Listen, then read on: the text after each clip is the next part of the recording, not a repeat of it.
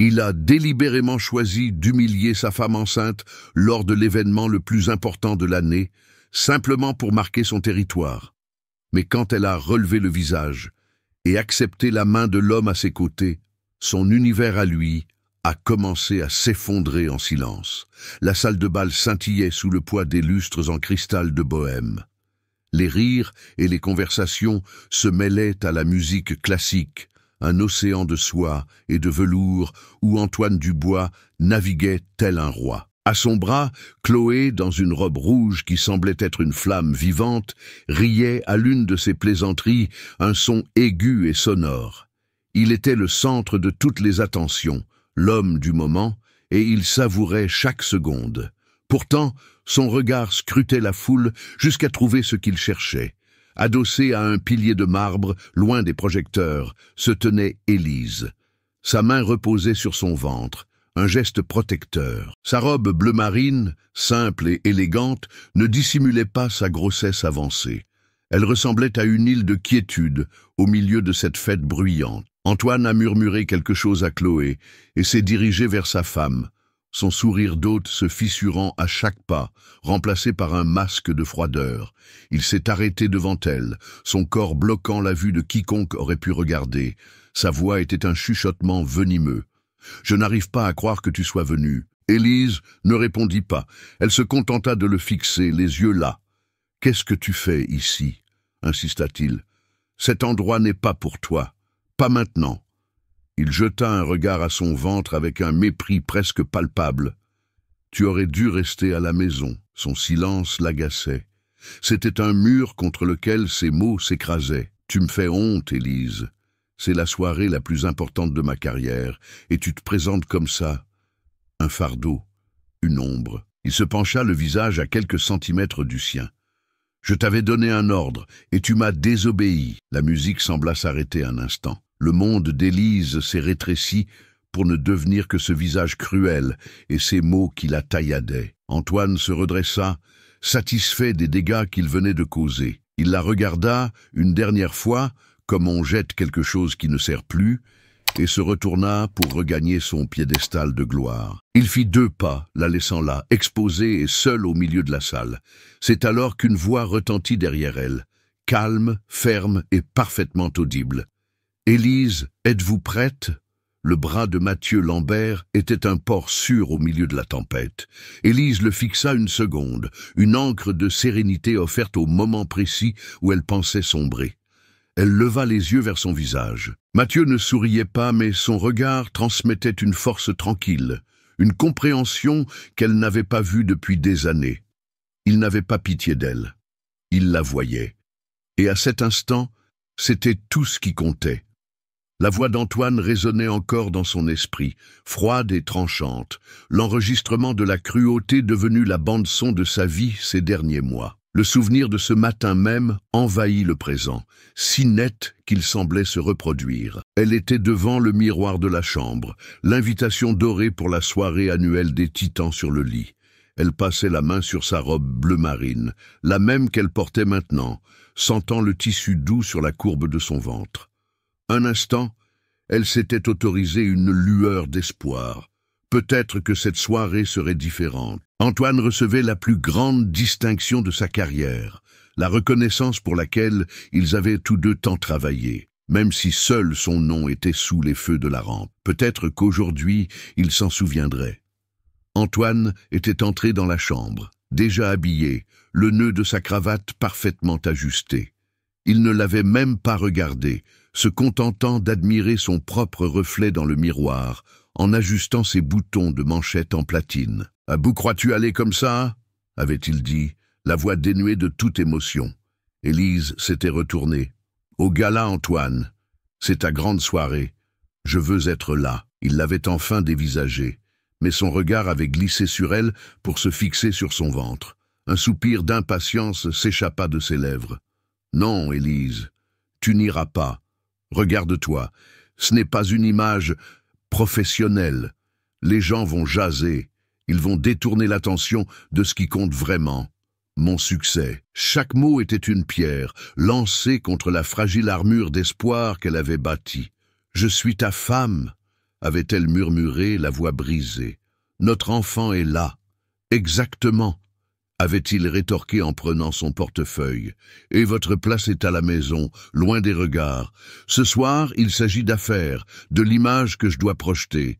Une épouse enceinte et sentimentale ne fait pas partie de cette image. » Fin de la discussion. Il avait quitté la pièce sans un regard en arrière, le claquement de la porte d'entrée résonnant comme une sentence finale. Élise était restée là, immobile, sa robe bleue lui semblant soudain un déguisement ridicule. Les larmes qu'elle avait retenues coulèrent en silence, le deuil d'un partenariat auquel elle avait un jour cru. Elle s'était affaissée sur le bord du lit, l'invitation dorée semblant se moquer d'elle. Maintenant, au milieu du salon, l'écho de cette porte claquée s'était dissipé, remplacé par la question simple et respectueuse de Mathieu. « Élise, êtes-vous prête ?»« Prête à quoi ? À partir ? À se cacher ? » Non. Sa question signifiait autre chose. C'était une invitation à cesser de se recroqueviller, à cesser d'accepter l'humiliation. C'était une question sur l'avenir, pas sur le passé. Lentement, elle leva la main et la posa sur la sienne. Le tissu de la veste était ferme, le bras en dessous, solide comme un roc. C'était un contraste si frappant avec le vide qu'Antoine avait laissé. Elle se redressa. Son dos, auparavant courbé par le poids de la honte, devint droit. Son menton, qui était baissé, se releva. Une profonde inspiration emplit ses poumons, et lorsqu'elle expira, c'est comme si elle exhalait des mois de douleur et d'invisibilité. Elle jeta un dernier regard au dos d'Antoine, qui discutait maintenant avec animation, avec un groupe inconscient de tout, et sentit une résolution nouvelle et glaciale s'emparer d'elle. « Oui, Mathieu », dit-elle, la voix claire et ferme, sans aucune trace du tremblement qu'elle ressentait à l'intérieur. « Je suis prête. » Leur mouvement fut ce qui brisa l'enchantement de la salle. Ils ne se dirigèrent pas vers la sortie. Au contraire, Mathieu la guida vers le cœur vibrant de la fête. Le changement fut immédiat et sismique. Les gens, qui ignoraient auparavant la femme enceinte près du pilier, se retournèrent pour la regarder. Les conversations faiblirent. Qui était cet homme avec elle ? Et pourquoi Élise, l'épouse effacée d'Antoine, semblait-elle soudain si radieuse ? Antoine sentit le changement d'atmosphère avant même de le voir. L'énergie de la salle, qui affluait auparavant vers lui, avait été déviée. Il fronça les sourcils, cherchant la cause de la perturbation. Et puis il les vit.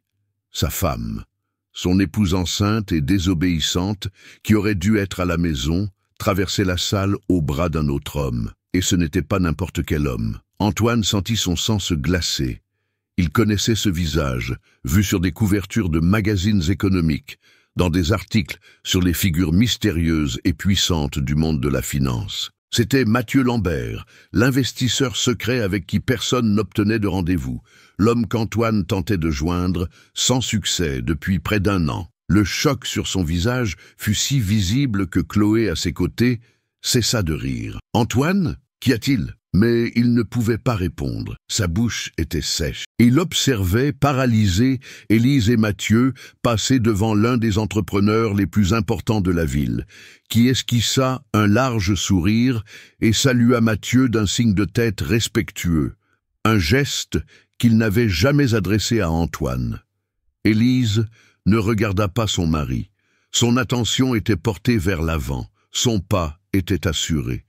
Elle n'était plus l'ombre près du pilier. Elle était une force en mouvement, et tous les regards, autrefois fixés sur Antoine et sa maîtresse trophée, étaient maintenant tournés vers elle. Le pouvoir dans la pièce avait basculé de manière visible et brutale. Antoine resta immobile. Le prix qu'il convoitait en semblant soudain sans valeur, tandis qu'il voyait sa femme, la femme qu'il venait d'humilier, devenir le véritable centre de l'univers de cette soirée. Le premier retournement de situation venait de se produire, et il ne l'avait même pas vu venir. Le bourdonnement dans la salle avait changé. Ce n'était plus le son d'une fête détendue, mais le murmure fébrile de la spéculation. Chaque père Dieu suivait la trajectoire d'Élise et de Mathieu, et Antoine ressentait chaque regard comme un coup physique. La colère bouillonnait dans sa poitrine, une fureur primitive qui éclipsait le choc initial. « Pour qui se prenait cet homme à parader avec sa femme? Et Élise, son audace. Après tout ce qu'il avait dit, après avoir été si clair, l'humiliation qu'il avait tenté de lui infliger ricochait, lui revenant avec les intérêts. Déterminé à reprendre le contrôle, il se dégagea de Chloé, qui le regardait avec une confusion croissante, et marcha dans leur direction. Son chemin était une ligne droite, son visage un masque de fureur contenue. Il les atteindrait, mettrait fin à cette scène ridicule, traînerait Élise dehors et s'occuperait de cet intrus plus tard. Il n'était qu'à quelques mètres quand une silhouette imposante s'interposa. C'était Henri Beaumont, l'un des hommes les plus riches et respectés du pays, un titan de la vieille garde industrielle. Antoine esquissa un sourire forcé, prêt à saluer le magnate. « Monsieur Beaumont, quel plaisir !» Mais Beaumont passa devant lui comme si Antoine faisait partie du mobilier. Ses yeux étaient fixés sur Mathieu. Un sourire sincère, chose qu'Antoine n'avait jamais vue sur le visage du vieil entrepreneur, s'épanouit. « Mathieu, mon garçon, je ne croyais pas les rumeurs selon lesquelles vous honoreriez cet événement de votre présence. » La voix de Beaumont était un tonnerre amical qui fit taire tout le monde aux alentours. Mathieu serra fermement la main de Beaumont. « Henri, j'avais une bonne raison de sortir de ma tanière ce soir. » Son regard se déplaça une seconde vers Élise, un geste subtil mais chargé de sens. Antoine resta figé, le sourire crispé sur son visage. Le sang quitta ses joues. Mathieu Lambert. Ce n'était pas juste un nom dans un magazine, c'était lui, là, avec sa femme. L'air se raréfia dans ses poumons. Il entendit les chuchotements autour de lui, les pièces d'un puzzle terrifiant s'assemblant. « C'est Lambert, le loup de la bourse !»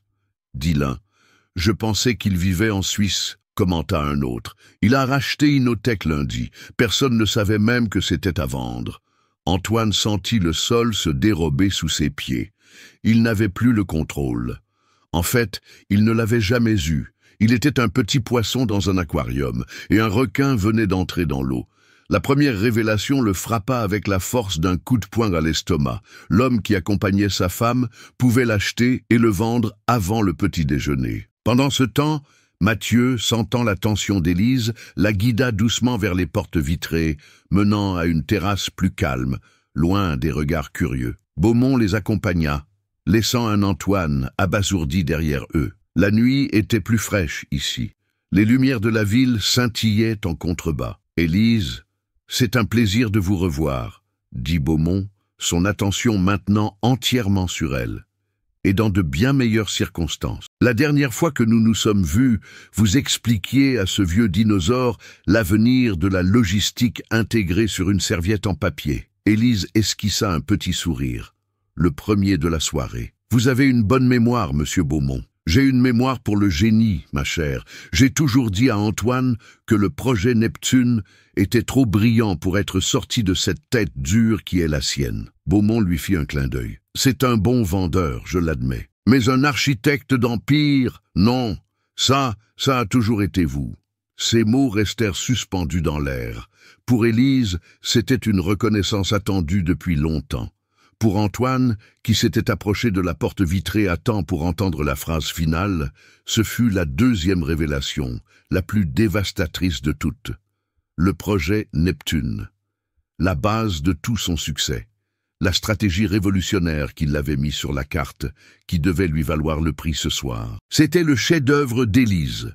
Une idée qu'elle avait développée pendant des mois, durant des nuits blanches, sur la petite table de la salle à manger, pendant qu'il était dehors à nouer des contacts. Une idée qu'il avait prise, polie avec son charisme et présentée au monde comme la sienne. Le château d'Antoine, construit sur les fondations du talent de sa femme et cimenté par son arrogance, commença à trembler. Il regarda la scène sur la terrasse. L'homme le plus puissant qu'il connaissait traitant sa femme comme une égale, comme un esprit brillant. Et Mathieu, l'énigmatique Mathieu Lambert, la regardant avec une admiration que lui, le mari, n'avait jamais montrée. Le jeu n'avait pas seulement changé de direction. Antoine réalisa avec une terreur glaciale qu'il n'avait jamais joué son propre jeu. Il n'était qu'une pièce sur l'échiquier d'Élise, et elle était sur le point de faire son prochain coup. L'air froid de la terrasse ne fit rien pour éteindre le feu qui montait dans la gorge d'Antoine. Les mots d'Henri Beaumont résonnaient dans son esprit, chaque syllabe un marteau frappant un clou rouillé dans son âme. Ça a toujours été vous. Le projet Neptune, le fondement de son empire, le génie qu'il portait comme un costume coûteux. Un mensonge, tout était un mensonge, une farce qu'il s'était racontée si souvent qu'elle était devenue sa vérité. Et maintenant, la vraie vérité était là, à quelques mètres, conversant calmement sous les étoiles, menaçant de démanteler son monde. La panique initiale céda la place à une fureur froide et calculatrice. C'était une attaque, une embuscade. Élise, son épouse docile et soumise, avait tout planifié. Elle l'avait attiré à son moment de plus grand triomphe pour orchestrer sa plus grande humiliation. Et Mathieu Lambert, il était son arme, le canon qu'elle avait amené à un combat au couteau. La trahison était si profonde, si audacieuse, qu'elle faillit l'étouffer. Mais Antoine n'avait pas construit sa réputation en reculant. Il l'avait construite en dominant, en soumettant, en prenant ce qu'il voulait. Et Élise, elle était toujours à lui, sa femme, sa propriété. Il rajusta sa cravate, recomposa son expression, forgeant un masque d'inquiétude et d'autorité. Il devait agir, et agir maintenant, avant de perdre complètement le contrôle du récit de la soirée. Il ignora le regard interrogateur de Chloé, qui restait plantée près de la porte comme une statue de confusion, et se dirigea vers la terrasse. Ses pas étaient délibérés. Le son de ses chaussures chères claquant sur le carrelage était une déclaration d'intention. Il allait sauver sa femme fragile et confuse de l'influence de ces hommes, montrer à tous qu'il était toujours le mari, le protecteur, l'homme aux commandes. Il s'arrêta devant le trio, se positionnant de manière à créer une barrière subtile entre Élise et les deux autres hommes. Il ignora Beaumont et Lambert, ne s'adressant qu'à elle. La voix, un sirop sucré recouvrant un poison amer. « Élise, ma chérie, te voilà, j'étais inquiet. » Il tenta de toucher son épaule, mais elle fit un pas presque imperceptible sur le côté, et sa main rencontra le vide. « Il se fait tard. Tu dois te reposer, penser au bébé. Assez dérangé, monsieur Beaumont, et monsieur Lambert avec nos affaires. » La tentative était claire. L'infantiliser, la réduire à nouveau à sa condition d'épouse enceinte et fragile, présenter leur conversation comme une indiscrétion sociale que lui, le mari responsable, était venu corriger. Henri Beaumont haussa un sourcil épais, l'amusement brillant dans ses yeux vieux et rusés. Mathieu resta immobile, le visage impassible, mais son corps était un rempart silencieux aux côtés d'Élise. Cependant, Élise n'avait pas besoin de protection. Elle but une lente gorgée de l'eau pétillante qu'elle tenait, le bruit des glaçons tintant dans le verre, paraissant absurdement fort dans le silence qui s'était installé. Elle posa le verre sur une petite table, avec une fermeté qui démentait toute fragilité. Puis elle se tourna pour faire face à Antoine. Il n'y avait aucune peur dans ses yeux, aucune larme, juste une clarté tranchante comme un éclat de verre. « Je ne dérange personne, Antoine, » dit-elle, la voix parfaitement modulée, chaque mot un coup précis. « Pour la première fois depuis longtemps, je suis exactement là où je devrais être. » Elle marqua une pause, laissant le poids de sa déclaration s'installer. « Et je n'irai nulle part avec toi. Ma soirée ne fait que commencer. » C'était plus qu'un refus. C'était une déclaration d'indépendance. Le rejet public le frappa de plein fouet, et le masque d'Antoine commença à se fissurer. La fureur s'infiltra par les fissures. « Élise, ça suffit !» siffla-t-il, le vernis de civilité s'évanouissant. Il fit un pas en avant et lui saisit le bras avec force. « Nous partons.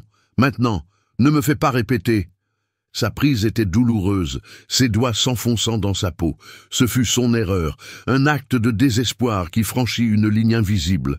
Avant qu'Élise ne puisse réagir, la main de Mathieu recouvrit celle d'Antoine. Il n'y eut aucune violence, aucune agression, juste une pression calme et implacable. C'était comme si une statue d'acier s'était posée sur lui. « Monsieur Dubois », dit Mathieu, la voix basse, presque un murmure, mais chargé d'une autorité absolue qui fit vibrer l'air. « Je crois que votre femme a dit non. » L'utilisation formelle, « votre femme », était un coup de poignard rhétorique, reconnaissant leur lien uniquement pour le retourner contre lui, soulignant sa transgression. Beaumont, qui observait le tout avec l'intérêt d'un empereur dans une arène de gladiateurs, porta le coup de grâce. « Lâchez son bras, jeune homme », dit le vieil homme, sa voix résonnant avec le pouvoir de décennies de commandement. « Un peu de respect, on ne traite pas l'architecte du projet Neptune comme une enfant capricieuse. » Le monde d'Antoine s'effondra. Les mots de Beaumont, prononcés à voix haute, confirmaient le vol à qui voulait l'entendre. La prise de Mathieu était inébranlable. Le regard d'Élise était d'un mépris glacial, et depuis la porte de la terrasse, il pouvait voir les visages des invités, les téléphones discrètement levés, les chuchotements se transformant en un rugissement. Élise retira son bras, et cette fois, les doigts d'Antoine s'ouvrirent sans résistance. Elle ne le regarda plus. Elle se retourna, ajusta la manche de sa robe et reprit sa conversation avec Beaumont comme si Antoine était un serveur importun qui venait d'être congédié. « Comme vous le disiez, monsieur Beaumont, à propos de l'expansion vers les ports du Nord, il était effacé, exclu, rendu invisible. » Antoine resta là, la main toujours en l'air, l'écho de son agression planant sur lui. Il était le centre de l'attention, exactement comme il le voulait, mais pas pour son triomphe, mais pour son humiliation spectaculaire et absolue. Le rejet n'avait pas été seulement initial, il était total. Et ce n'était que le début. Antoine recula de la terrasse comme un animal blessé se traînant hors de la lumière. La porte vitrée se referma derrière lui, étouffant le son de la conversation qu'il laissait derrière lui, mais pas le son du rugissement dans ses oreilles. Il était aveuglé par la fureur, assourdi par l'humiliation. Chaque visage dans la foule semblait être un juge, chaque murmure une sentence. Il avait besoin d'un verre, il avait besoin d'un plan, il avait besoin de réécrire la réalité. Mais avant qu'il ne puisse atteindre le bar, une barrière se forma sur son chemin. Une barrière de soie rouge et de parfums coûteux. Chloé l'intercepta, son visage un vilain mélange de confusion et de colère. Elle avait assisté à toute la scène à travers la vitre, spectatrice de premier rang de l'implosion de son protecteur. L'image d'Élise, l'épouse fade, debout, altière, entre deux des hommes les plus puissants de la salle, tandis qu'Antoine était congédié comme un domestique, n'avait aucun sens dans son univers. « Antoine, qu'est-ce que c'était que ce cirque ?» exigea-t-elle, la voix un sifflement aigu. « Qui est ce type?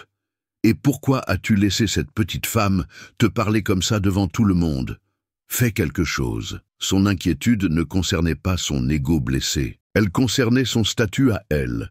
Son éclat était un reflet direct du pouvoir de son amant, et elle venait de voir ce pouvoir publiquement remis en question, ridiculisé. Pour Antoine, l'accusation dans sa voix fut l'étincelle qui mit le feu au baril de poudre de son humiliation. Il se tourna vers elle, les yeux injectés de sang, le masque de civilité complètement brisé. « La ferme, Chloé !» gronda-t-il, la voix basse et dangereuse. « Tu ne sais rien, tu ne comprends rien. Je comprends que ta femme enceinte vient de faire de toi la risée de la soirée. » rétorqua-t-elle sans reculer. Son pari était trop élevé pour être subtil. « Tu m'as dit qu'elle n'était rien, un problème à gérer. Mais ce que j'ai vu là, ce n'était pas un rien. Et toi, tu es resté là et tu as encaissé. Qu'est-ce que tu voulais que je fasse ?» explosa-t-il, le contrôle se rompant enfin. Que je la traîne par les cheveux, devant Henri Beaumont et Mathieu Lambert, as-tu la moindre idée de qui ils sont? Je me fiche de qui ils sont. Je me soucie de ce qu'ils t'ont fait. À nous !» Sa voix monta, frôlant l'hystérie. Le « nous » resta suspendu dans l'air, une présomption qu'à ce moment Antoine trouva insupportable. « Il n'y a pas de nous, Chloé !» dit-il, chaque mot un éclat de glace. « Il y a moi. Et il y a toi, un accessoire que j'ai choisi pour ce soir. Et pour le moment, c'est un accessoire qui me donne mal à la tête. » Le coup atteignit Chloé plus durement qu'une gifle. La vérité crue et laide de sa situation, toujours présente mais jamais dite, fut exposée sous les lumières des lustres. Accessoire. Elle n'était pas la future madame, la partenaire, la muse.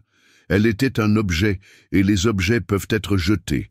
Sa colère se transforma en panique. « Ce n'est pas ce que tu m'avais promis. » murmura-t-elle, la voix tremblante. Tu as dit qu'après le prix, après la naissance du bébé, tu la quitterais. Tu m'as tout promis, Antoine. Les promesses sont faites en temps de paix, dit-il, le visage tordu par un rictus de mépris. Et grâce à ma charmante épouse, la guerre vient d'être déclarée. Et dans cette guerre, les bagages inutiles sont les premiers à être jetés. Il se pencha et la saisit par le bras, non pas avec la force brute qu'il avait utilisée sur Élise, mais avec une pression humiliante. Donc, si j'étais toi, je me tairais, je sourirais, et je ne m'adresserais plus la parole pour le reste de la soirée, à moins que je ne te parle en premier. Compris ? Il n'attendit pas de réponse. Il la lâcha brusquement et s'éloigna, se frayant un chemin jusqu'au bar, où il commanda le whisky le plus fort que le barman avait. Chloé resta plantée au milieu de la salle, la chaleur de la honte montant à son cou. La robe rouge, qui la faisait auparavant se sentir puissante et désirée, semblait maintenant une cible, la marquant comme l'idiote de la soirée. Elle regarda autour d'elle, désespérée de s'ancrer à un visage ami. Elle vit un groupe de femmes avec qui elle avait ri et bavardé plus tôt. C'étaient des épouses de cadres, des femmes dont elle convoitait tant le cercle. Avec un sourire forcé aux lèvres, elle se dirigea vers elle, prête à faire une blague sur le tempérament d'Antoine, à prétendre que tout n'était qu'un drame sans importance. Mais quand elle s'approcha, leur conversation cessa. Les trois femmes la regardèrent, et il n'y avait aucune chaleur dans leurs yeux. Il y avait un mélange de pitié et de mépris. L'une d'elles tourna subtilement le dos, tandis que l'autre examinait ses ongles avec un intérêt soudain et intense. Le message était clair. Le cercle était fermé. Alors qu'elle s'éloignait, la queue entre les jambes, Chloé entendit le murmure de l'une d'elles, parfaitement audible. La pauvre. Elle a tout misé sur le mauvais cheval. Sa vulnérabilité était maintenant complètement exposée. Elle n'était pas une joueuse dans ce jeu de pouvoir, elle n'était qu'une pièce, et une pièce qui venait de devenir insignifiante. Seule dans la foule, l'éclat dans ses yeux s'éteignit. Elle comprit, avec une clarté terrible, que la lumière qu'elle pensait posséder n'était qu'un reflet de celle d'Antoine, et la lumière de celui-ci était en train de mourir. Sur la terrasse, l'écho de la confrontation se dissipait lentement, remplacé par le bourdonnement lointain de la ville en contrebas et le son de la fête à l'intérieur, qui semblait maintenant appartenir à un autre monde. Henri Beaumont, avec l'air d'un homme qui venait d'assister au premier acte d'une pièce fascinante, tapota légèrement l'épaule de Mathieu. « Je vais chercher un verre. La soirée est soudainement devenue intéressante, » dit-il, avec une lueur dans les yeux. Avant de se retourner, il se pencha vers Élise. « Ma chère, ne laissez jamais personne, jamais vous faire douter de la valeur de votre propre esprit. » Avec cette bénédiction de magnate, il se retira, les laissant seuls. Un silence s'installa entre Élise et Mathieu, mais ce n'était pas un silence inconfortable. C'était un espace pour respirer. « Vous allez bien ?» demanda Mathieu, sa voix une encre dans la réalité. Élise regarda ses propres mains qui tremblaient légèrement. Elle les serra en poing, arrêtant le tremblement. Quand elle releva le visage, il y avait une nouvelle lumière dans ses yeux, une flamme qu'Antoine avait passé des années à essayer d'éteindre. « Je vais mieux que je ne l'ai été depuis des années, » répondit-elle, et la vérité de cette phrase la surprit par sa force. La liberté, même si ce n'était qu'un aperçu, était enivrante. C'est dans ce moment de calme fragile qu'une silhouette émergea des ombres de la terrasse. Un homme plus âgé, les épaules voûtées, dont le costume coûteux ne parvenait pas à cacher la fatigue d'années de défaite. Il s'approcha avec l'hésitation de quelqu'un habitué à se faire chasser. Ses yeux étaient fixés sur Élise, remplis d'un mélange de peur et d'un espoir désespéré. « Madame Moreau ?»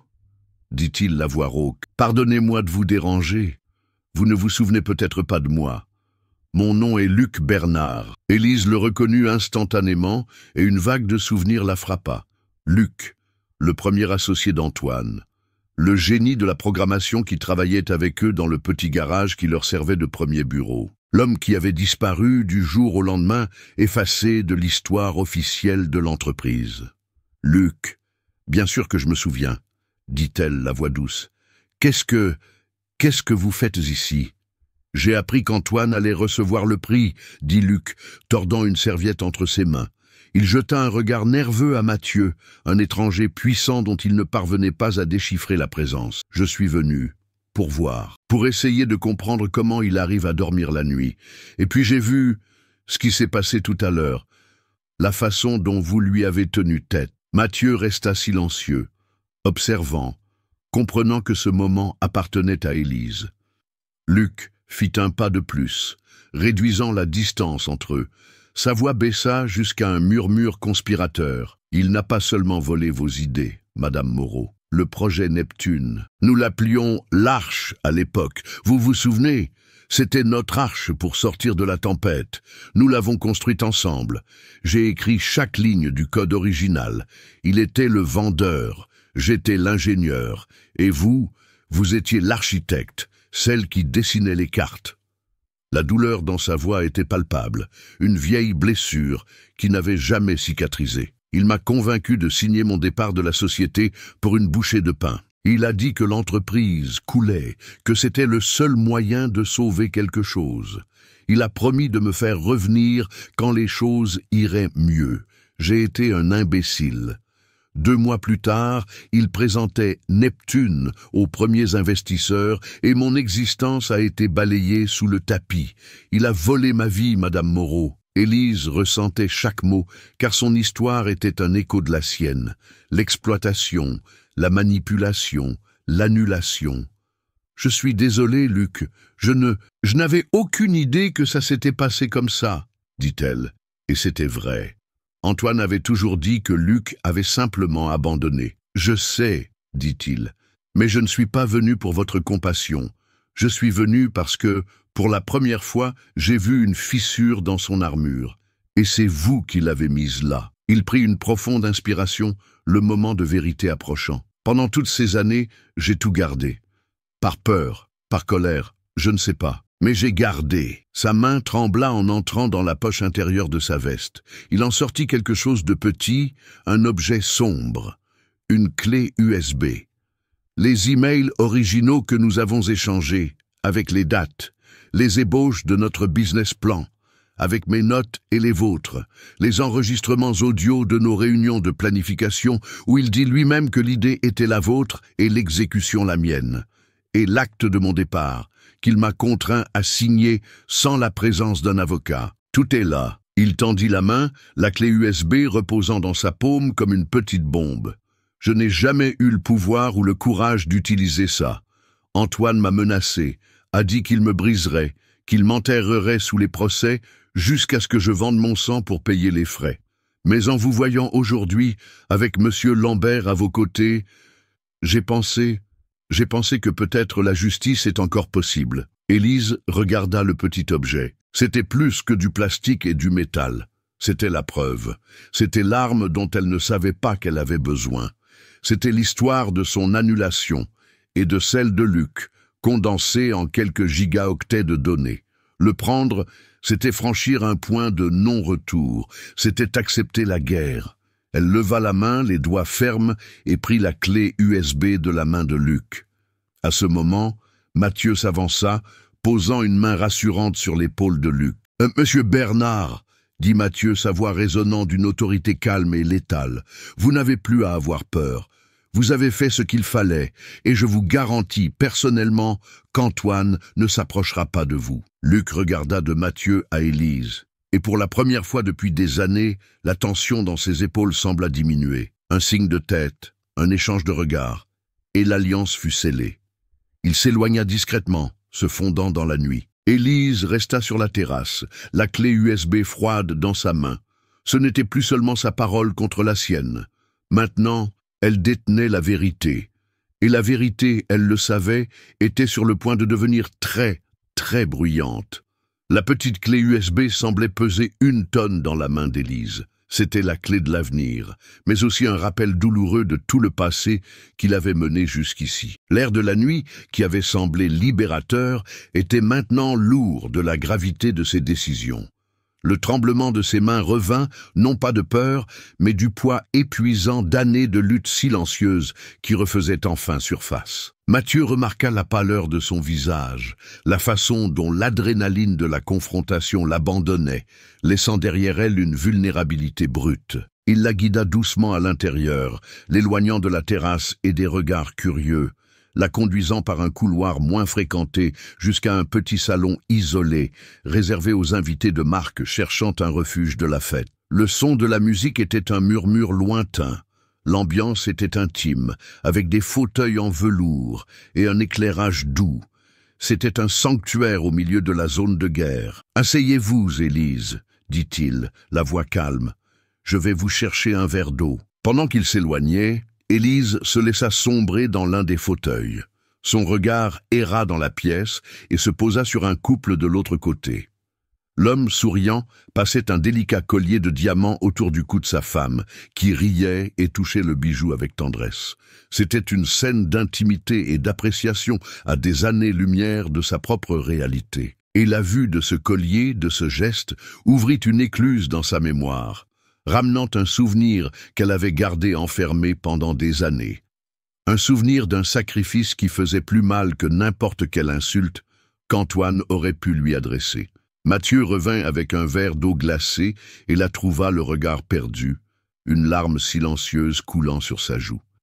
Il s'assit dans le fauteuil d'à côté, pas trop près, lui laissant son espace, et attendit. « Ma grand-mère avait un collier, » dit Élise, la voix basse, presque un murmure. « Pas extravagant comme celui-là. C'était un camée ancien, en agate bleue, avec le profil d'une femme dont personne dans la famille ne savait plus qui c'était.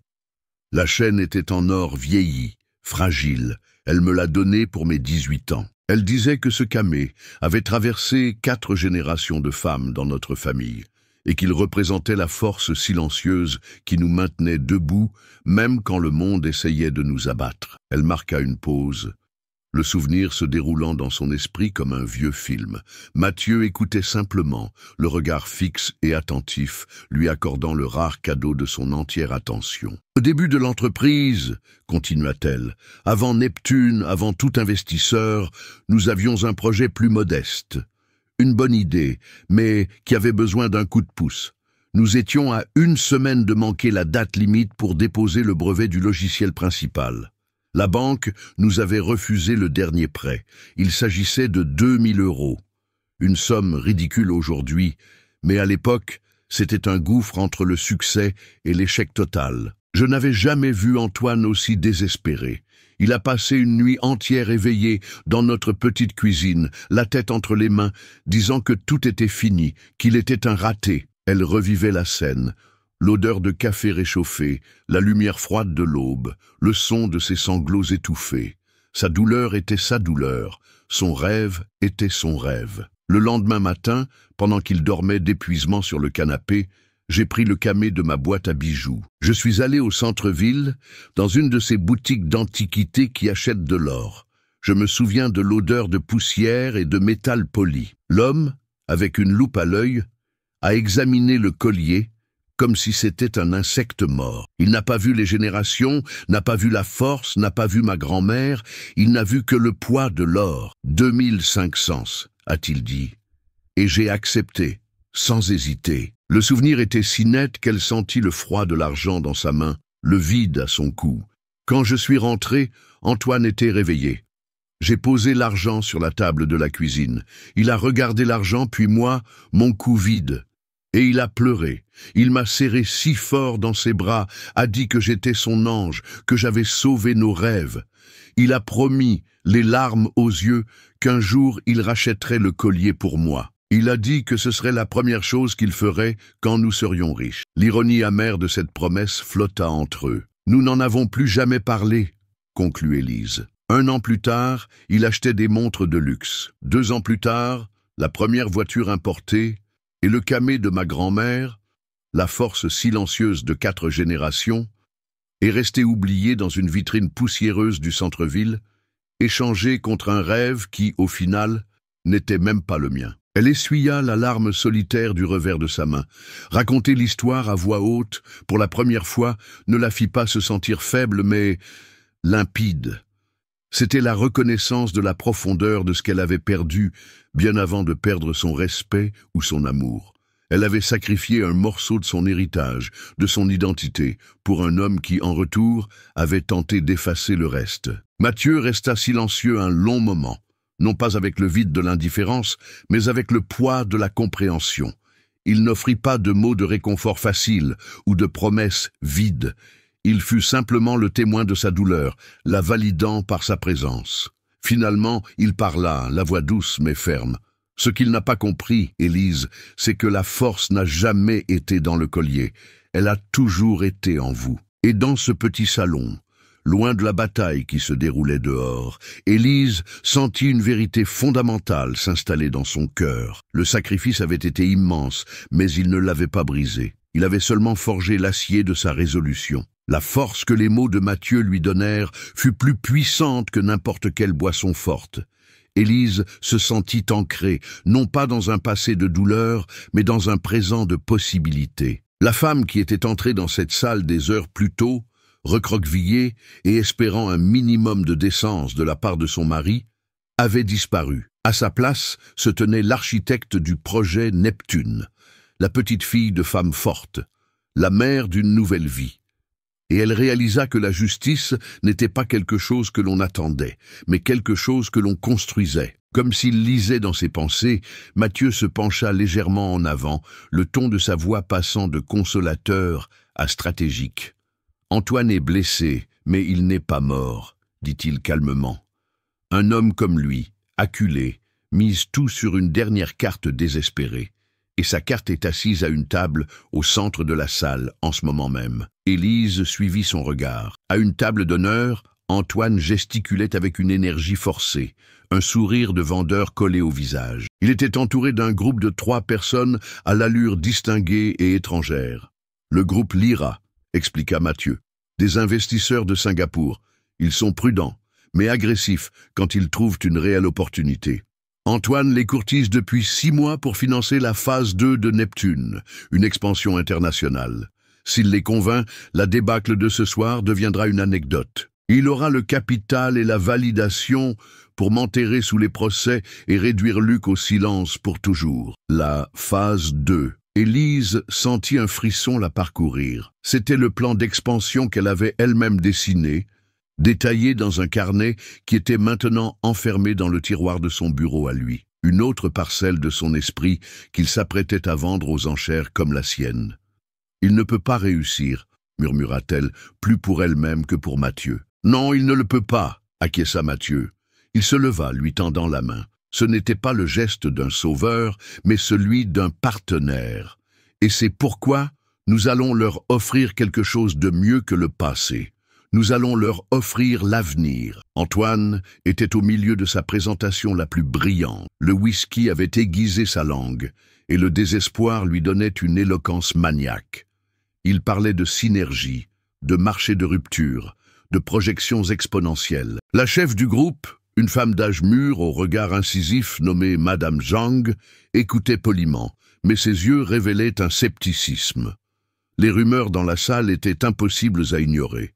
La scène de la terrasse avait été le sujet principal des 20 dernières minutes. Comment pouvait-il confier des millions de dollars à un homme dont les propres fondations semblaient s'effondrer en temps réel? Et ainsi, avec le succès avéré du projet Neptune, notre expansion n'est pas seulement un pari, mais une certitude de domination du marché, conclut Antoine avec une fioriture.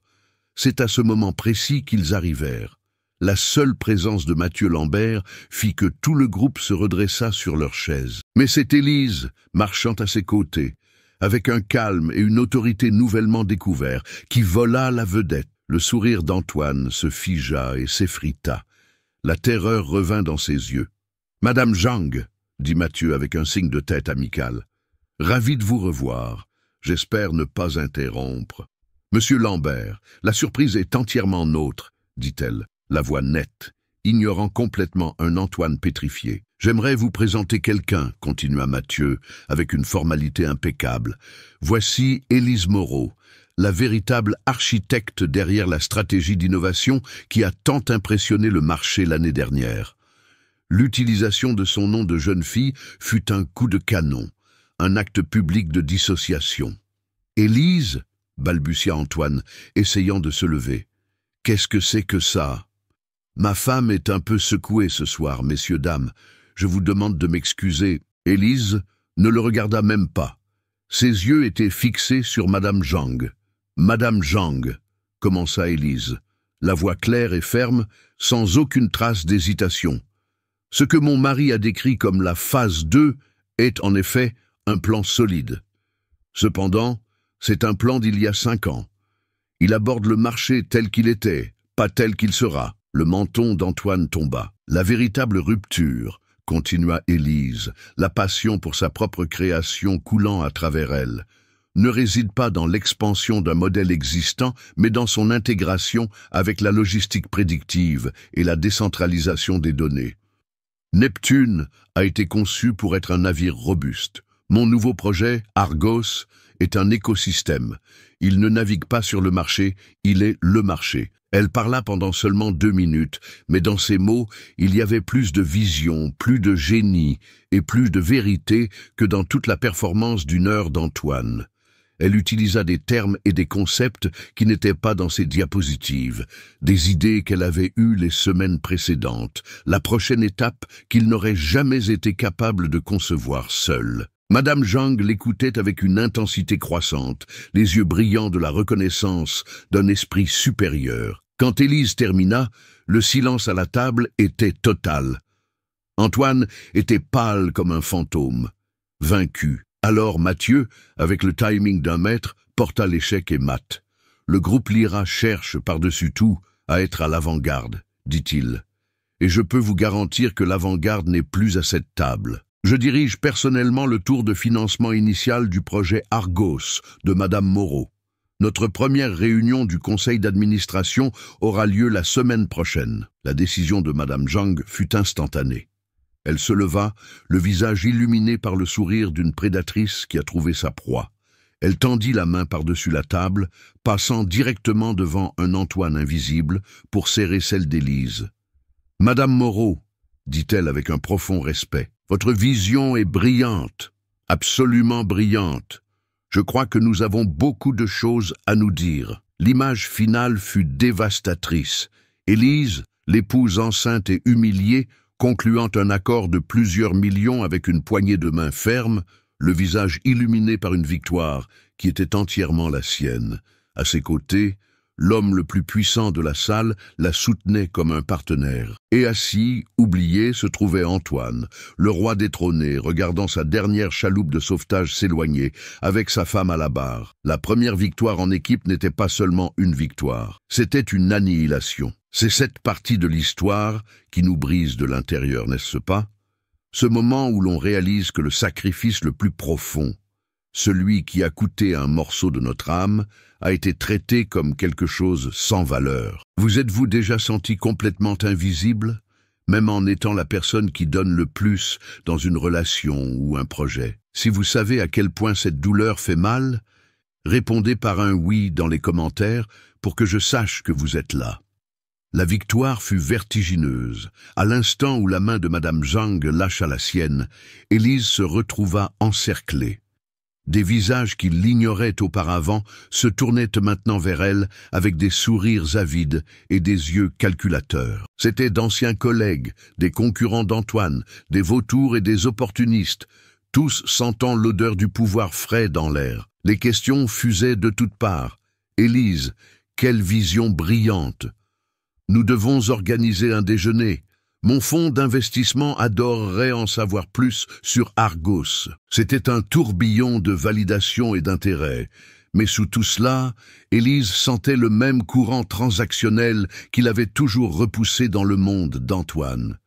Il ne la voyait pas. Il voyait la bénédiction de Mathieu Lambert et la promesse de profit. De l'autre côté de la salle, Antoine observait la scène isolé sur sa propre île de fureur. Il était au bar, un verre de whisky à la main, mais il ne buvait pas. Il fixait juste le liquide ambré, tandis qu'il voyait l'empire de contact qu'il avait mis des années à construire, migrer, en quelques minutes, vers l'orbite de sa femme. Chloé n'était nulle part en vue. Les quelques alliés qui l'avaient évitèrent maintenant son regard. Il était un roi dont le château avait été pris de l'intérieur, et les murs s'effondraient. Mathieu, avec la perception aiguisée d'un stratège, vit l'épuisement derrière le sourire poli d'Élise. Il s'interposa avec la grâce d'un diplomate. « Mesdames et messieurs, Madame Moreau aura le plus grand plaisir de vous contacter prochainement. Pour l'instant, je vous demande de nous excuser. » Il la guida hors du cercle de requins, de retour au sanctuaire du petit salon. Le silence, lorsque la porte se referma, fut un soulagement. Élise prit une profonde inspiration, la main allant instinctivement à son ventre. « Ils ne perdent pas de temps, n'est-ce pas ?»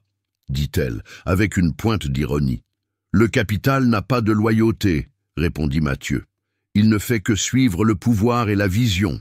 Et ce soir, les deux sont avec vous. » Élise s'assit, ouvrant son petit sac et regardant la clé USB de Luc qui reposait à l'intérieur. La victoire avec le groupe Lyra avait été cruciale, mais c'était une bataille pour l'avenir.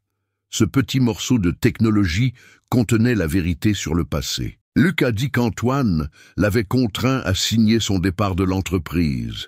Réfléchit Élise, son esprit travaillant vite, reliant des points qui étaient auparavant lâches dans l'obscurité. Je me souviens de cette époque. Antoine était étrangement nerveux à propos de l'argent, même après avoir obtenu le premier gros investissement. Il m'a fait signer une procuration, a dit que c'était pour accélérer la bureaucratie de l'entreprise. Elle regarda Mathieu, les yeux écarquillés par une compréhension soudaine et terrible. Il y avait aussi une hypothèque. Il a dit que c'était une ligne de crédit d'urgence pour l'entreprise, utilisant notre maison comme garantie, et une assurance vie, une valeur très élevée, qu'il a souscrite à mon nom. Il a dit que c'était pour me protéger, moi et le bébé, s'il lui arrivait quelque chose. Mathieu n'eut pas besoin de dire quoi que ce soit. L'expression sur son visage, un mélange de pitié et de colère contenue, confirma ses pires craintes. Les pièces s'emboîtèrent avec un clic malsain.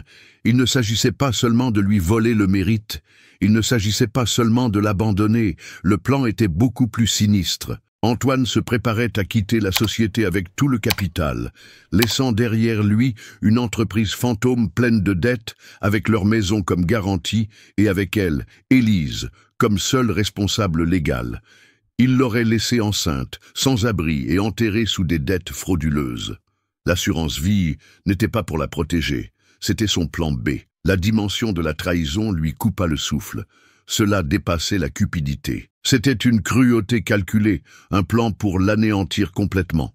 Elle se leva et se mit à arpenter la pièce, l'énergie nerveuse se transformant en une résolution d'acier. Elle revisita les batailles de cette nuit, non pas comme des blessures, mais comme des leçons. La confrontation sur la terrasse lui avait appris que sa voix était une arme. L'humiliation de Chloé avait montré la fragilité d'un pouvoir qui dépend des autres. L'alliance avec Luc avait prouvé que la vérité partagée est une force multiplicatrice. L'histoire de son collier lui avait rappelé que sa valeur était intrinsèque, pas quelque chose qu'elle devait sacrifier. Et la victoire avec Madame Zhang avait confirmé que son talent était réel, présent et indéniable. Chaque pas, chaque douleur, chaque petite victoire l'avait préparé pour ce moment. C'est alors que le son des micros en cours de test résonna dans la salle, suivi de la voix du maître de cérémonie. Et maintenant, mesdames et messieurs, le moment que vous attendiez tous, la remise du prix de l'entrepreneur de l'année. Daniel se tourna vers Élise. Nous pouvons partir maintenant. Vous avez déjà gagné, Élise. Vous lui avez pris son avenir. Vous n'avez besoin de rien de plus. Antoine fut annoncé. Un applaudissement tiède et dispersé remplit la salle. Il monta sur scène, le visage pâle, essayant de forger un sourire de triomphe qui ressemblait plus à une grimace de douleur. Il s'approcha du pupitre, prêt à discourir sur le succès qu'il ne méritait pas. Élise l'observa sur le moniteur du salon. Le voir là, sur le point d'accepter un prix pour un empire construit sur sa ruine, celle de Luc et de tant d'autres rêves, alluma le feu final dans son âme.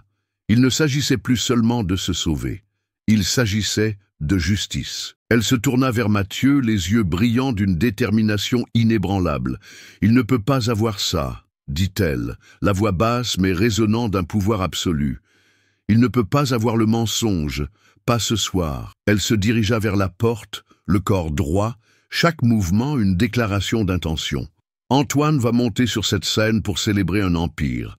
Je vais monter sur cette scène pour raconter à tout le monde qui a posé chaque brique. La décision, une fois prise, agit comme un tonique, aiguisant les sens d'Élise et faisant taire le chaos des émotions en elle. Il ne restait qu'une concentration cristalline. Elle ouvrit la porte du salon et retourna au bruit et à l'éclat de la salle principale.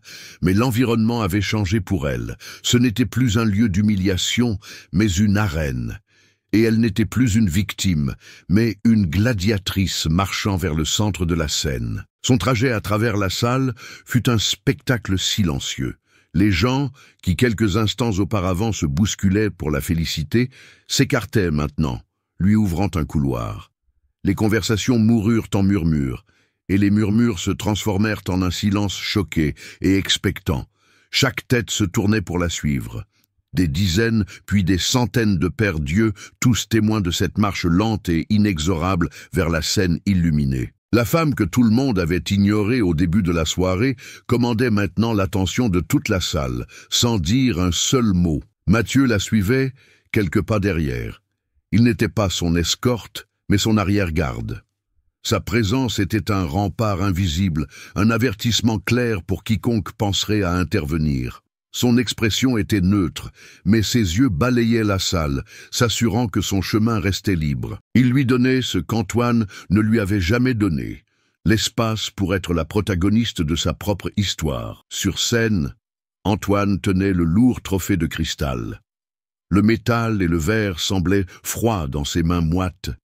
Il vit Élise s'approcher, et un instant son cœur s'arrêta. La panique blanche et chaude lui monta à la gorge. Mais il était sur une scène, avec des centaines d'yeux sur lui. Reculer n'était pas une option. Il s'agrippa au pupitre comme un naufragé à une épave et commença à parler, la voix un peu plus forte que la normale, essayant de projeter une confiance qu'il ne ressentait pas. « Merci, merci à tous », commença-t-il, le sourire forcé lui faisant mal au visage. « Recevoir ce prix est l'honneur d'une vie, mais le succès n'est jamais un voyage solitaire. » Il regarda brièvement la foule, évitant la silhouette d'Élise qui arrivait maintenant au pied de la scène. Il est construit sur des piliers de travail acharné, de dévouement inlassable et par-dessus tout, d'intégrité. Le mot « intégrité » flotta dans l'air, grotesque et creux, tandis qu'Élise commençait à monter les marches latérales de la scène. Les agents de sécurité de l'événement se déplacèrent pour l'intercepter, mais s'arrêtèrent brusquement. Un regard de Mathieu, froid et tranchant comme un scalpel, suffit à les figer sur place. Personne n'allait empêcher ce qui allait arriver. Beaucoup voient le sommet de la montagne, continua Antoine, la voix commençant à faiblir, alors qu'il réalisait qu'elle était en effet en train de monter sur scène. Mais peu comprennent les sacrifices nécessaires pour y arriver. Les nuits blanches, les décisions difficiles, les défis personnels qui tentent de nous détourner de notre chemin. C'était une tentative pathétique et voilée de la peindre comme une folle. Une distraction émotionnelle. Élise arriva sur scène. Elle ne courut pas, ne cria pas. Elle marcha avec le calme de quelqu'un qui est sur son propre territoire. Elle passa derrière Antoine, qui s'arrêta de parler au milieu d'une phrase, le sang quittant son visage. La foule retint collectivement son souffle.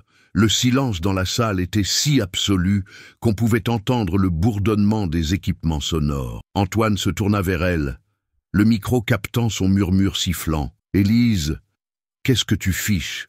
Descends de là. » Maintenant, elle l'ignora. Elle s'approcha d'un jeune technicien son et vidéo qui se tenait dans un coin de la scène, paralysé par le choc. Avec une fermeté surprenante, elle lui tendit la clé USB de Luc. « S'il vous plaît, » dit-elle, sa voix claire et amplifiée par le micro-cravate qu'elle portait encore de la brève interview qu'elle avait donnée plus tôt. « Allumez le projecteur. Il y a un fichier dans le dossier « Présentation ». J'aimerais partager quelques-uns des piliers du succès que nous célébrons ce soir. » Le technicien regarda Antoine, puis Mathieu, qui fit un unique et impératif signe de tête. Le jeune homme, sachant d'où venait le vrai pouvoir, obéit. « Non !» cria Antoine, le désespoir brisant enfin sa façade. Il se jeta en avant pour arrêter le technicien, pour arracher la clé USB. Mais Mathieu montait déjà les marches, bloquant son chemin avec une présence calme et infranchissable. Antoine était piégé. Il se retourna, les yeux hagards, vers l'énorme écran derrière la scène, qui affichait jusqu'alors le logo de l'événement. Il vit le curseur de la souris bouger, cliquer sur le dossier, ouvrir le fichier. Et puis, la première image apparut, remplissant l'écran en haute définition pour que tout le monde dans la salle puisse la voir.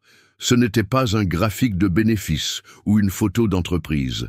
C'était la copie d'un email de Élise Moreau à Antoine Dubois. Date 14 octobre, il y a 7 ans.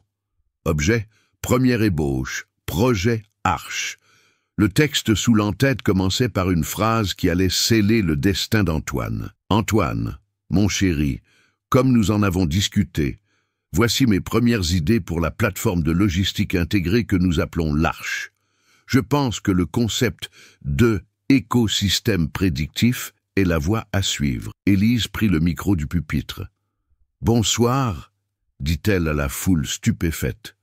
Je m'appelle Élise Moreau, et voici la véritable histoire du projet Neptune. » L'image de l'email flottait dans l'air, gigantesque et irréfutable, aspirant tout le son de la salle. Les mots d'Élise « Voici la véritable histoire » résonnèrent dans le silence, une promesse et une menace. Un instant, Antoine ressembla à une statue de cire, le visage figé dans un masque de panique absolue. Mais l'instinct de survie, l'arrogance qui était le fondement de sa personnalité, réagit avec la vitesse d'une vipère. Il se jeta sur le second micro du pupitre, les mains tremblant de rage. « C'est absurde, une imposture !» cria-t-il, la voix stridente et désespérée. La foule, jusque-là silencieuse, commença à murmurer. « Ma femme, comme vous pouvez tous le voir, n'est pas dans son état normal. La grossesse a été très difficile pour elle. Elle est confuse, elle a des délires. Elle mélange le passé et le présent. C'est une situation familiale tragique et privée, et je vous demande de m'excuser qu'elle expose son déséquilibre à vous tous de cette manière. C'était une manœuvre sale et cruelle, la dernière arme d'un scélérat. Essayer d'utiliser sa grossesse, la vie même qu'il avait aidé à créer, pour la faire passer pour folle. Il tenta de transformer la compassion du public en pitié et la pitié en discrédit. Pendant une seconde, le doute plana. L'accusation était si vile que certains dans l'assistance bougèrent, mal à l'aise, ne sachant qui croire. Antoine sentit cette hésitation et insista. « Élise, ma chérie, s'il te plaît, assez. Rentrons à la maison et parlons. Ne te fais pas ça. Ne nous fais pas ça. » Élise l'observa, sans ciller. Son regard était froid, celui d'une chirurgienne sur le point de faire une incision précise. Elle ne répondit pas à sa calomnie. Elle n'en avait pas besoin. Elle avait la vérité. Elle se tourna vers le technicien vidéo, la voix calme et maîtrisée. « Diapositive suivante, s'il vous plaît. » L'écran clignota et l'email fut remplacé par un document scanné. C'étaient les statuts originaux de la société Dubois & Bernard Solutions. Les noms d'Antoine et de Luc Bernard étaient côte à côte, avec signatures et tampons. Le murmure dans l'assistance s'intensifia. « Comme vous pouvez le voir, dit Élise, sa voix résonnant avec clarté, l'entreprise n'a pas commencé avec seulement Antoine. Elle a commencé avec un associé, un programmeur brillant, nommé Luc Bernard. « Il m'a vendu ses parts, c'était un accord en bonne et due forme, hurla Antoine. « Diapositive suivante, dit Élise. L'écran changea pour l'acte de dissolution de la société. La signature de Luc y figurait, mais à côté, projetée en détail, il y avait la date. Élise montra l'écran. Voici la date à laquelle Luc a été contraint de partir, avec la promesse que l'entreprise était en faillite. Une semaine plus tard, Antoine déposait le brevet du logiciel principal, seul, et 3 semaines plus tard, il recevait le premier rapport majeur de capital. La chronologie était accablante. Le public commençait à comprendre l'ampleur de la trahison. « Ça ne prouve rien », vociféra Antoine. « Peut-être pas », concéda Élise, « mais peut-être que la voix d'Antoine lui-même le prouvera. » Et puis elle dit au technicien « Fichier audio, s'il vous plaît ». Un grésillement retentit dans les haut-parleurs de la salle. Puis une voix plus jeune, incontestablement celle d'Antoine, emplit l'espace. L'enregistrement était amateur, plein d'échos, mais les mots étaient limpides. Élise, ton idée de l'arche est géniale, absolument géniale, et avec le code de Luc on est inarrêtable, le monde sera à nous. Un souffle collectif parcourut la foule. C'était l'échec et mat, sa voix du passé démasquant la fraude du présent. Antoine recula comme s'il avait été physiquement frappé. La sueur perlait sur son front. Mais Élise n'avait pas encore fini. L'anéantissement devait être complet. Suivant, une série de documents financiers se mit à clignoter à l'écran. L'hypothèque de leur maison, signée le même mois que le départ de Luc. La police d'assurance vie au nom d'Élise, d'un montant astronomique, souscrite peu après. Et enfin, la procuration qui donnait à Antoine les pleins pouvoirs sur ses biens. L'histoire que les documents racontaient était terrifiante et sans équivoque. Un plan pour voler, endetter et jeter. Élise se tourna enfin vers l'homme détruit sur la scène. Sa voix n'était pas empreinte de haine, mais d'une clarté finale et absolue, la voix de la justice. « Ce prix, dit-elle, désignant le trophée de cristal qu'Antoine tenait encore, les jointures blanches, ne célèbre pas le succès. Il célèbre un vol d'idées, d'avenir et de vie. L'empire d'Antoine Dubois a été construit sur mon esprit, sur le travail de Luc Bernard, et il avait l'intention de le cimenter avec ma ruine financière. » Elle fit un pas vers lui, et il recula en trébuchant. « Tu n'es pas un entrepreneur, Antoine, dit-elle, chaque mot tombant comme une pierre de granit. Tu es un parasite, et ce soir, tu te retrouves sans hôte. » Ce fut le coup de grâce. L'esprit d'Antoine se brisa, le dernier fil de contrôle se rompit. Avec un cri animal de pure rage et de perte, il souleva le lourd trophée au-dessus de sa tête et le fracassa sur le sol de la scène. Le cristal vola en 1000 éclats, le son aigu résonnant dans la salle silencieuse comme un coup de feu. « Mensonge, tout est mensonge, c'est sa faute !» hurlait-il, pointant un doigt tremblant vers Élise. « Elle m'a empoisonné, elle et ce vautour !» Il se retourna cherchant Mathieu, mais ne vit que les visages choqués et dégoûtés du public. 2 agents de sécurité montèrent enfin sur scène et le saisirent par les bras. Il se débattit. Un roi fou traîné hors de son trône brisé, criant des incohérences alors qu'il était emmené dehors, vers l'obscurité. Au fond de la salle, une silhouette en robe rouge se déplaça rapidement et disparut par une sortie latérale. La poussière retomba. La scène, autrefois symbole de triomphe, était maintenant une scène de destruction couverte d'éclats de cristal. Au milieu de tout cela, Élise restait debout, seule. Elle posa une main sur son ventre, un geste de protection et de promesse. Un instant, il y eut un silence absolu. Et puis, une personne se mit à applaudir, puis une autre et une autre. En quelques secondes, toute la salle fut debout et une vague tonitruante d'applaudissements éclata, un son non pas de politesse, mais de catharsis, de soutien, d'admiration pour cette femme qui, enceinte et seule, avait fait tomber un tyran avec rien d'autre que la vérité. Sa victoire était complète. Le son de l'ovation était une force de la nature, une vague de soutien qui l'enveloppa sur scène, balayant les débris de cristal et l'énergie venimeuse qu'Antoine avait laissée derrière lui. Un instant, Élise resta immobile, absorbant tout, non pas comme un applaudissement pour une performance, mais comme une reconnaissance de sa vérité. C'était la validation qu'elle avait passé des années à chercher chez un seul homme et qu'elle recevait maintenant de centaines d'étrangers. Les lumières de la scène étaient chaudes sur son visage, et pour la première fois de sa vie, elle ne voulait pas s'en cacher. Mathieu monta sur scène et s'approcha, son visage exprimant une admiration contenue. Il ne dit rien, lui offrant simplement son bras, un geste qui au début de la soirée avait été un sauvetage, et qui était maintenant une offre de partenariat. Élise accepta, et ensemble, ils descendirent les marches. La foule s'ouvrit à nouveau devant eux. Mais les regards avaient encore changé. Il n'y avait plus la curiosité choquée, mais un respect profond et silencieux. Ils avaient été témoins non seulement d'une chute, mais d'une ascension.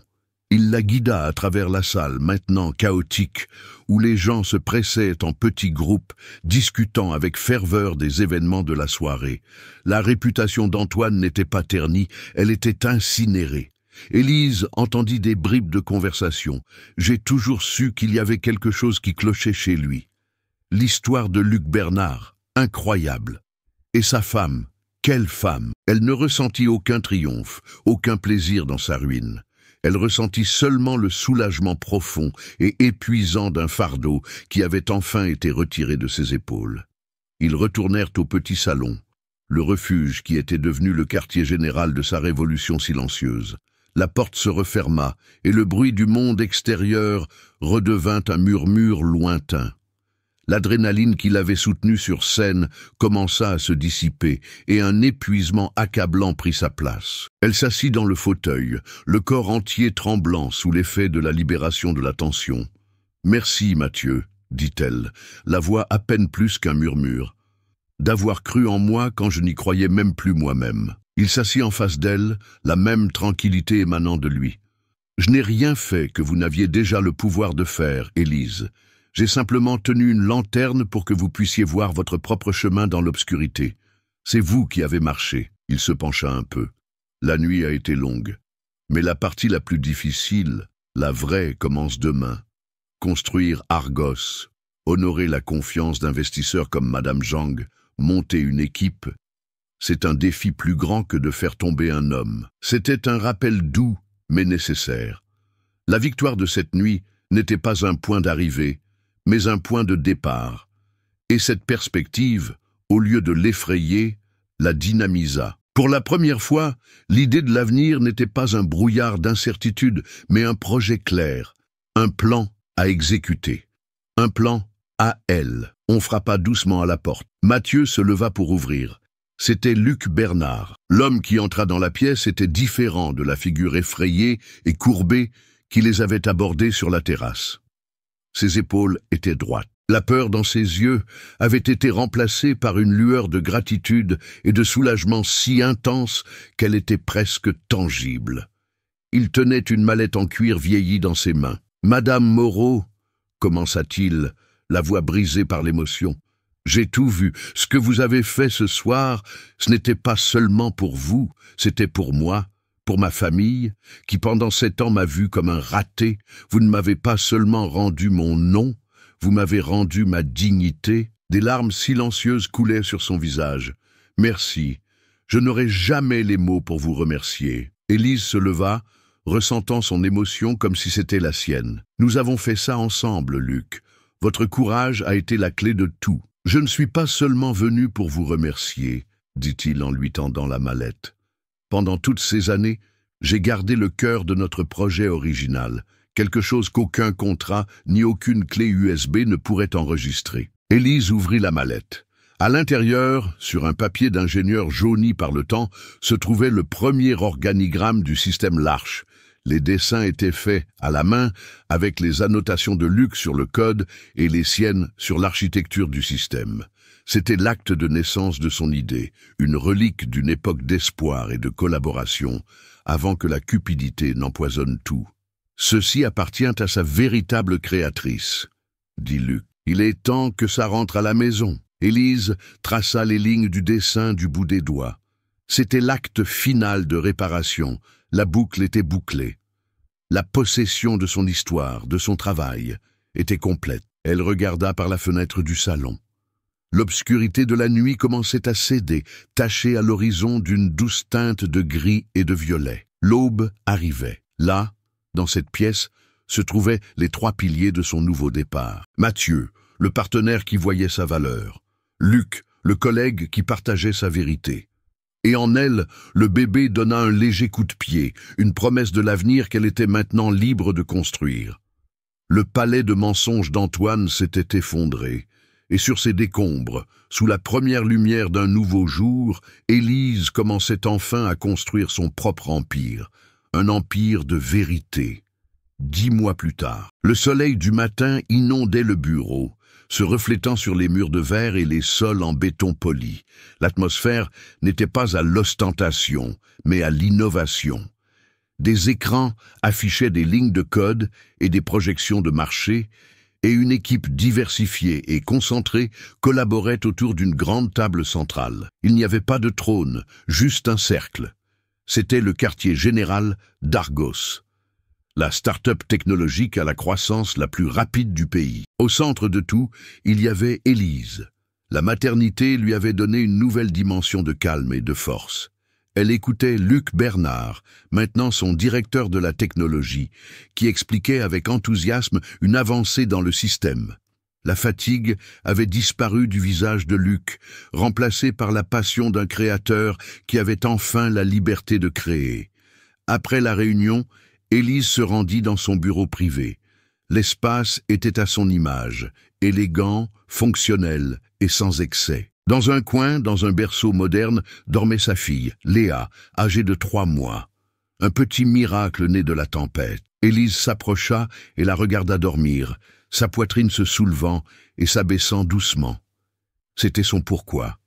La porte s'ouvrit et Mathieu entra, apportant 2 tasses de café.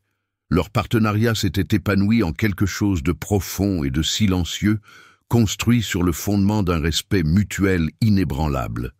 Il sourit en regardant le berceau. « Elle a les yeux de sa mère, dit-il.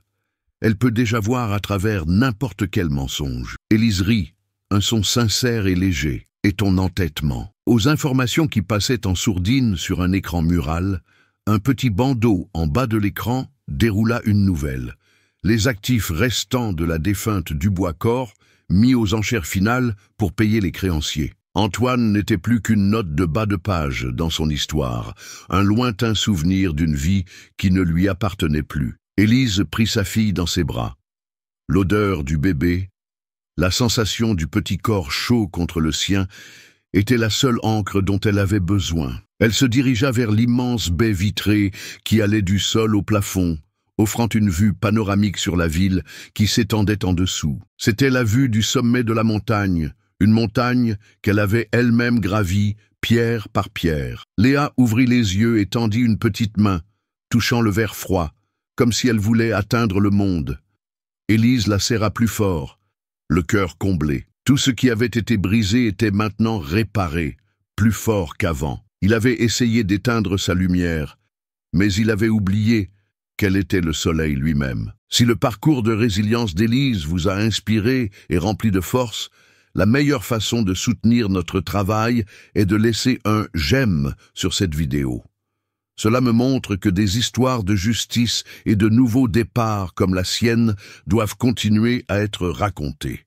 Maintenant, j'aimerais beaucoup savoir d'où vous regardez ce retournement de situation. Commentez ci-dessous le nom de votre ville, s'il vous plaît. Je lis absolument tous les commentaires et je tiens à répondre avec le plus grand soin à ceux qui prennent un moment pour se connecter.